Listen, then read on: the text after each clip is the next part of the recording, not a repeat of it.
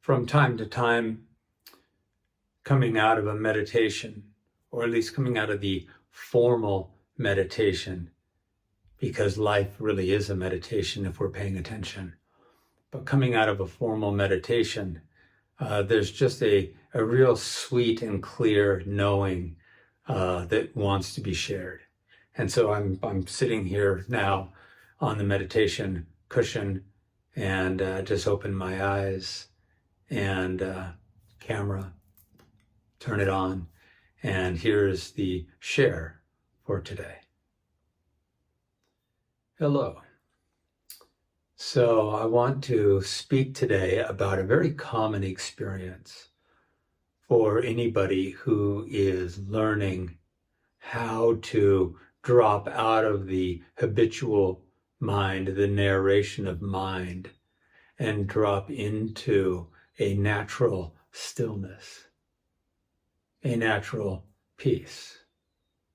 That is the essence of our being when it's not being veiled, when the peace and the stillness of being isn't being veiled by constant narration and mind chatter. And the very common experience is that in the first encounters with self, with the essential stillness and spaciousness of consciousness, awareness, our essential being. But before that's really even understood or named, it's the initial experience of dropping out of the chattery mind and recognizing that there's something that is there when the mind isn't interrupting and veiling that something with its habitual narration. And the common experience is often that it feels like nothing, which is kind of a neutral state. And it's initially experienced as a state. But it's actually the truth of us isn't a state. It is the truth of us. It is constant. The knowing of it comes and goes. But the essence of our being is not a state. It is constant. And in the initial encounter with that stillness, it can be described as nothing. Nothing's happening. And from an ego perspective, that is often described as boring. Like again, from the ego's perspective of always needing things to be happening, because the ego believes it gets all of its value from things happening, not from the essence of being. From the egoic perspective, this nothing, this emptiness, has no value. The ego might say, well, this is an interesting place to come land every once in a while. But you can't live like this because nothing would be happening. Everything would be empty. I don't want life to be empty. I want life to be full, rich, dynamic, alive. And this meditation, this practice, is guiding me towards something that when it's first encountered feels empty, almost useless. So a couple of things to say about this. One is that is typically a temporary experience. The only thing that the vast, spacious stillness of being is empty of is the mind's chatter. It is simply empty of what we have become habituated to expect. That life is what we're thinking about it, that life is only our narration, our story of it. And when that ceases or pauses, the initial feeling is there's nothing happening here. But it's just that what you are used to doing, the habit of mind, is not happening there. And we're not used to yet then feeling for when the mind isn't habitually narrating everything, when it's quiet, the stillness, the spaciousness. If it's not filled with that, what is it filled with? What is its essence? What is its nature? And it takes a while to start to recognize, because it's initially more nuanced, that the nature of our being is love. And a spaciousness that allows intimate connection with everything.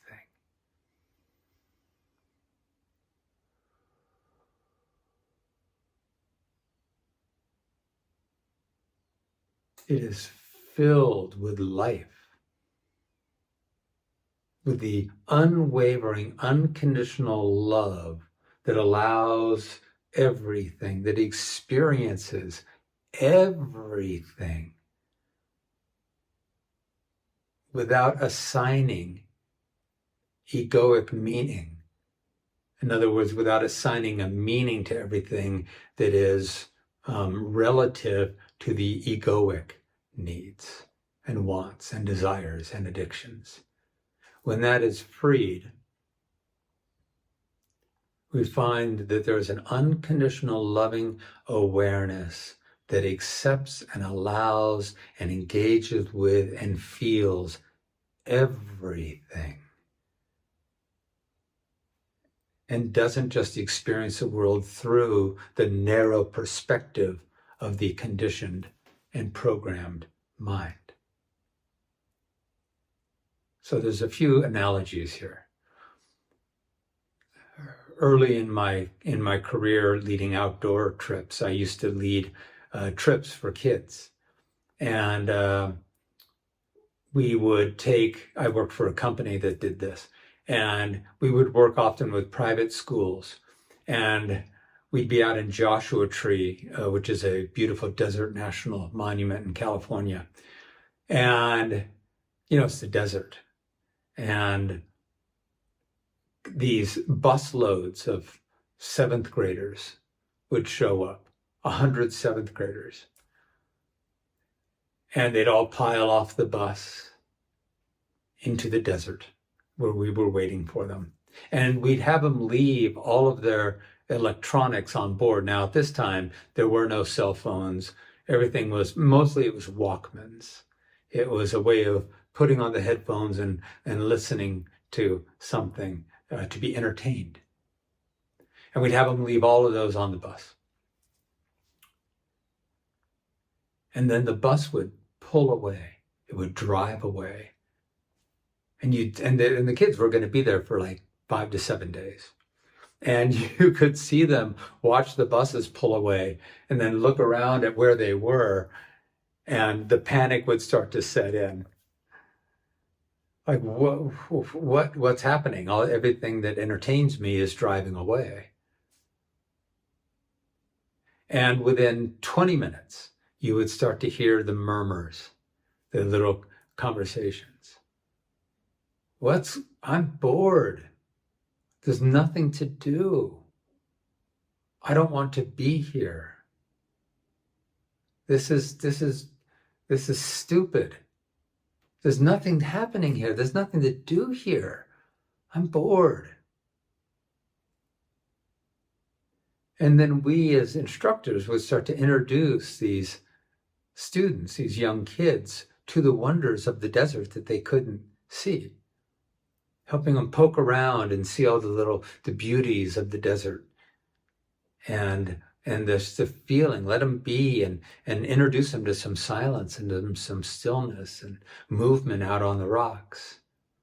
We are introducing them to a new environment, to a new experience.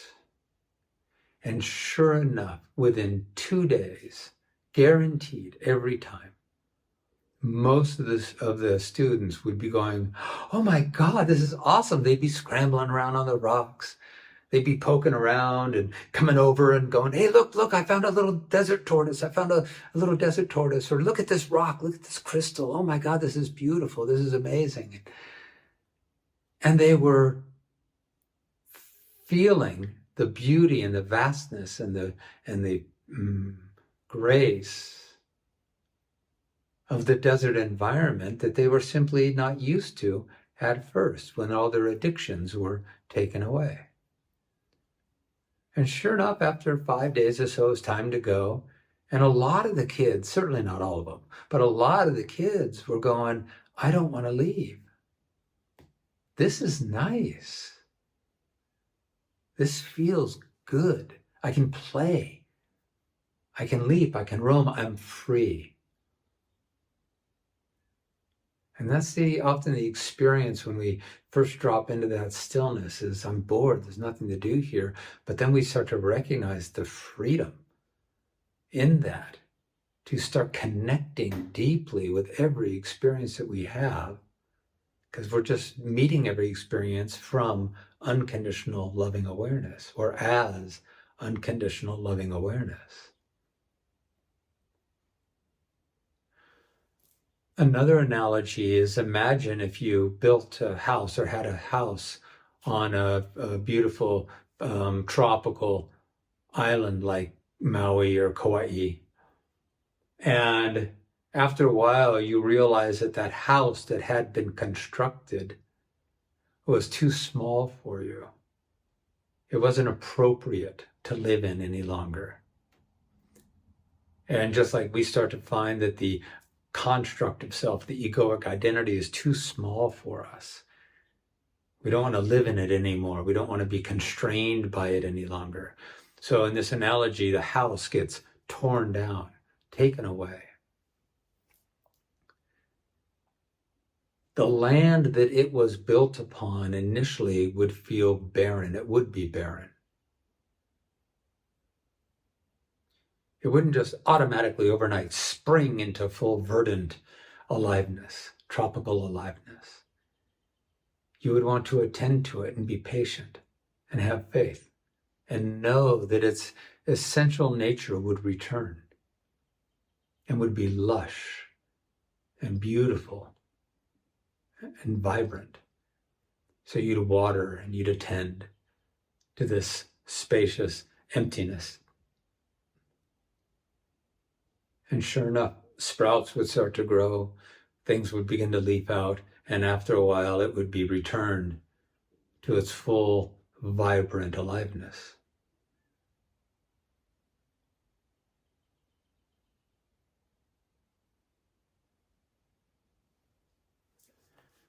If you were in an environment that had sweet play of crickets and frogs and little buzzing insects and just like out in a forest maybe, and little birds chirping. The placidity of nature, a little babbling brook. But you couldn't hear any of it because there was a cacophony. There were loudspeakers playing hard, heavy music. You couldn't hear the nuance of all the little subtle sounds of the forest. And imagine if as that music got turned down and turned down and turned down and turned down, even when it got to the point of being off, it would take a little while to acclimatize to how to hear differently, to attune yourself to being able to pick out little sounds and listen and start to pick up all the nuance of the symphony of nature. That would take a little while. So the invitation here is to trust that when you come to rest in a stillness and a quiet below, when you drop out of the mind,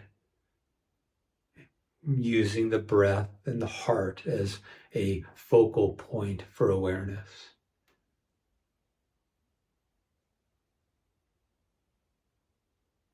And initially, if you experience emptiness, like there's nothing happening here, just to allow that and not judge it or tell a story about nothing happening here. Just let it be the experience that you have without naming it, without judging it, without assessing it, without questioning, what do I do with it? What is its value? What's happening here? Just to be with the spacious stillness. If you notice boredom, then notice boredom. Boredom's really a definition, an assessment. I'm bored.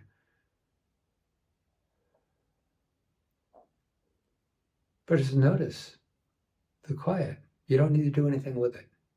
You don't need to make it into anything. You don't need to assign it value. Just let it be. And see what happens.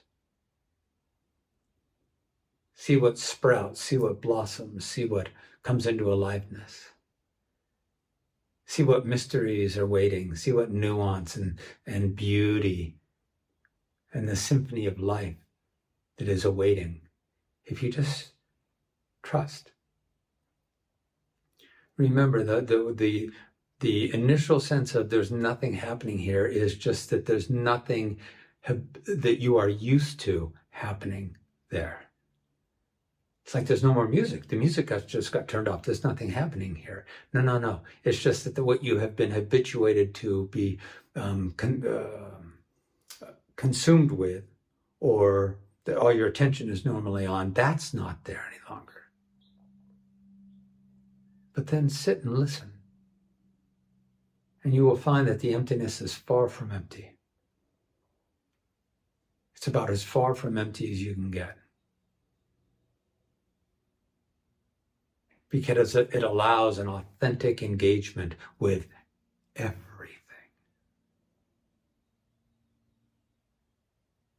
All right, my friends, blessings. Be well. Also, if you're interested in these types of conversations and these types of explorations, I have a wonderful community established called the Oasis. And it's an online community full of video lessons and conversations and inspirations that all revolve around the three central conversations of a self-realized life.